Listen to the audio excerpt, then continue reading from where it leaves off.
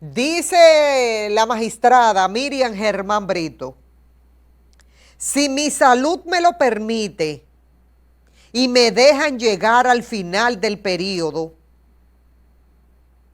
yo entrego el cargo en el 2024. Si mi salud me lo permite y me dejan llegar al final del periodo, yo entrego el cargo en el 2024, dijo la doctora Miriam Germán Brito.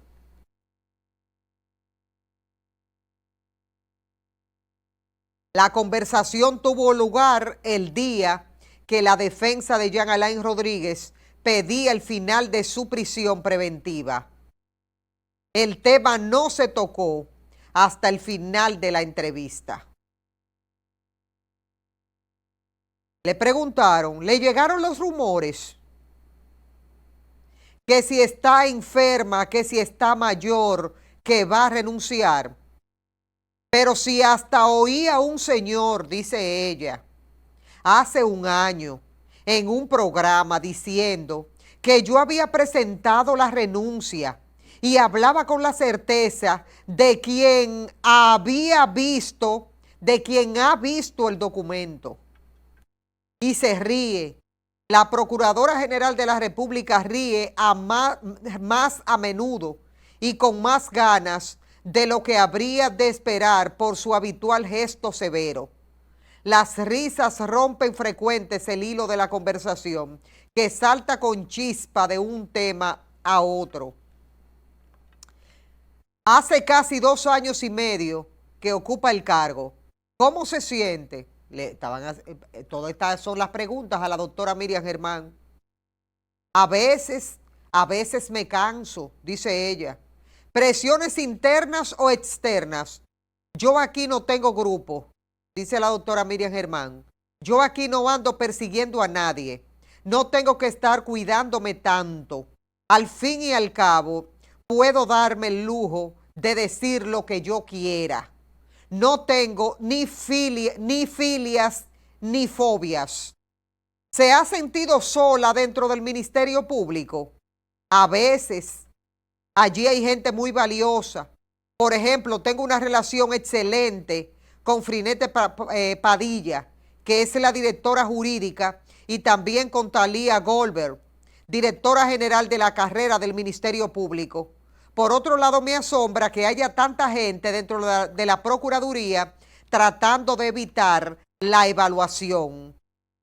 Y le preguntan a la doctora Miriam Germán, ¿una evaluación interna del personal? ¿A qué temen? Sí, interna, dice ella. Y no sé a qué temen. Me preguntaron el otro día, ¿para qué sirve la evaluación psicométrica?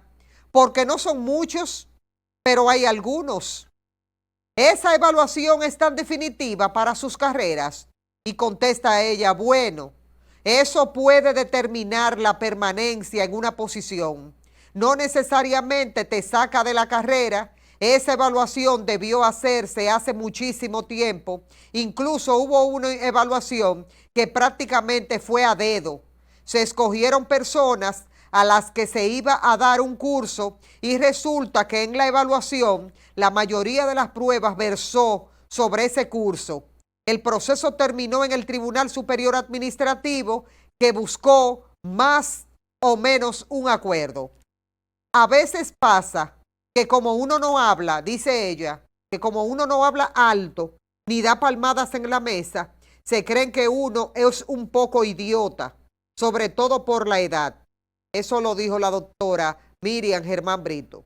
Le preguntaron, dice ella, la carta que usted envió recientemente a los fiscales causó sorpresa, le preguntan a la doctora, pero también mucho apoyo. ¿Qué la motivó? Es que eran cosas que las había hablado. A veces que como no hablo alto ni da palmadas en la mesa, se creen que uno es un poco idiota, sobre todo por la edad. La carta no decía nada. Y no bastó. No bastó. Yo no tengo corruptos favoritos. Yo lo que creo es que las reglas de juego son para aplicarlas, no para saltárselas por el desprecio que produzca tal o cual sujeto. ¿Qué opina de la cobertura que hacemos los medios de comunicación de los grandes casos de corrupción? Yo no le veo como algo que esté extraordinariamente mal. Tengo una amiga que trabaja en un periódico, pero he tomado distancia. Cuando salía de la funeraria, cuando mataron a Orlando, yo perdí el control. Era como una turba voceándome. ¿Tiene problemas en la lengua? No puede hablar. Dios mío. Ahí fue que yo dije, tengan un poco de humanidad. Es una persona que yo vine a ser y la acaban de matar. Está ahí y decían, ¿qué va a hacer con ese hombre? Todavía no estaba sepultado. Me gusta mucho el título del libro sobre periodismo de Kapuscinski. Los cínicos no sirven para este oficio. Oigan esto, palabras trascendentales. ¿Le molestan las filtraciones? Sí, porque, como lo digo, sin que suene muy feo, a veces detrás de las filtraciones hay un negocio. Hubo una filtración de una investigación que se pidió con relación a los productos financieros de una serie de personas y nada más mirar hacia una oficina judicial. Al otro día lo tenía un político. No se sabe hasta qué punto es una cosa retorcida. En los mismos medios hay cosas atroces. Una reflexión sobre los intercambios de disparos. No creo que se justifique la implementación de una política criminal que como medio de reducir la delincuencia pretenda tener como método la eliminación física de las personas en conflicto con la ley. No tenemos pena de muerte. Es intolerante tenerla de hecho y no estoy afirmando que no pueda, por ejemplo, un miembro de la policía preservar su vida. Como miembro de la policía, como decía el maestro Eugenio Zaffaroni, que toda muerte bajo custodia es sospechosa. Y he visto personas esposadas intercambiar disparos. Recuerdo a alguien cuya imagen en el lugar del apresamiento lo presentan esposado y después milagrosamente intercambio de disparos. Tenemos la necesidad de ocuparnos de la salud mental de la población, sea mediante intercambio, internamiento o un seguimiento ambulatorio. Se conocen agresiones de personas en esa condición. Y ahí trata lo de los grandes casos y le dicen a la magistrada, los casos de corrupción que ya están en tribunales son demasiado complejos para el personal con el que cuenta, para la especialización que se requiere. Mira, yo no quiero buscar un pleito con ellos, pero en la Cámara de Cuentas, como diría un gitano, como que tienen un malfario, porque los anteriores de la Cámara anterior se pelearon todos por un chisme, los interpelaron y se fueron todos.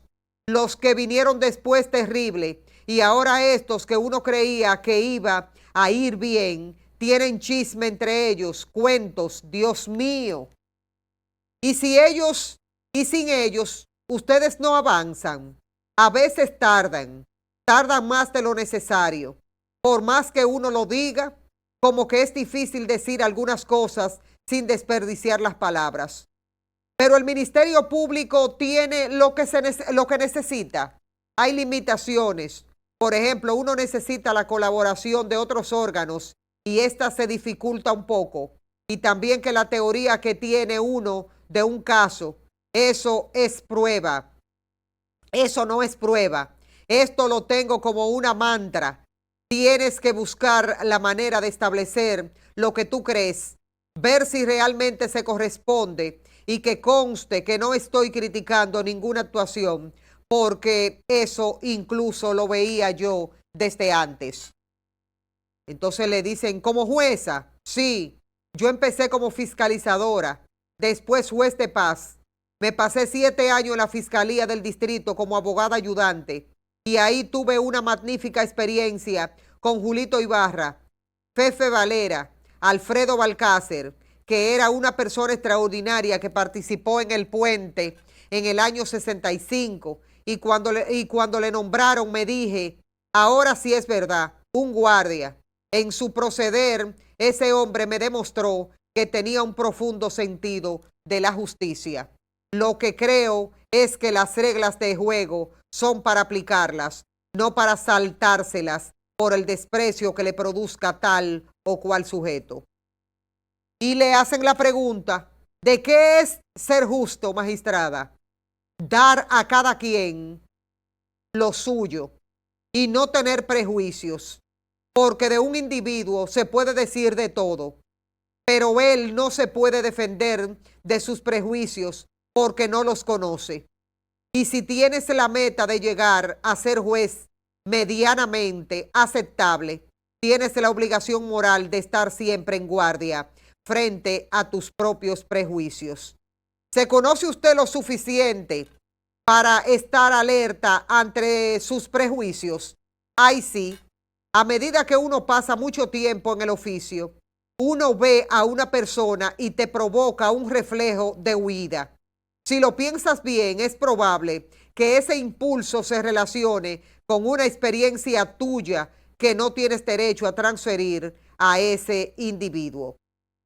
Y en esta parte, que con esta parte voy a cerrar esta entrevista que le hicieron a la magistrada, ¿le preocupa lo que se espera de estos macroprocesos, la percepción creada?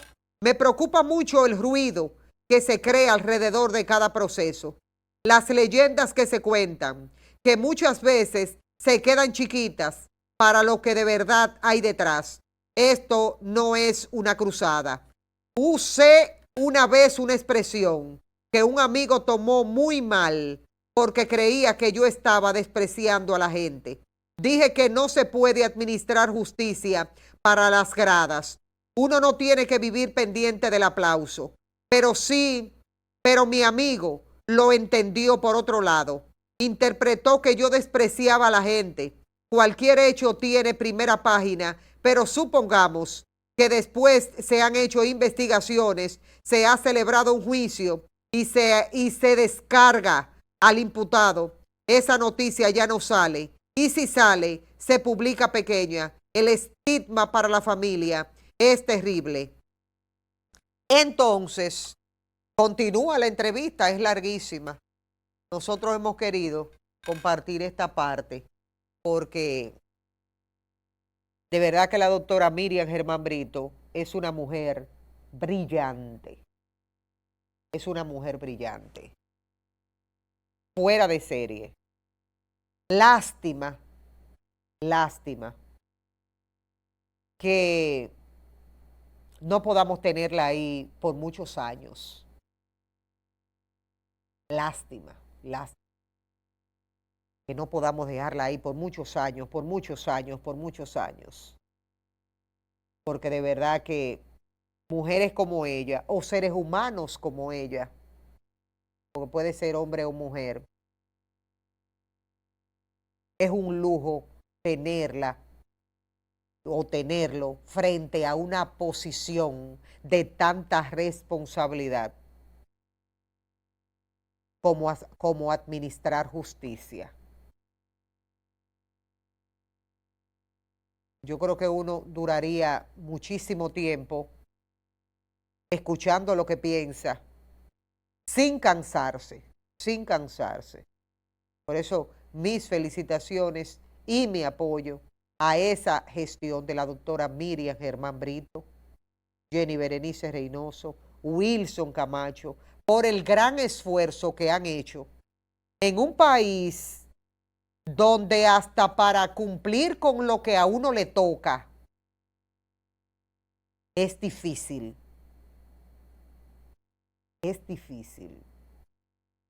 Es difícil.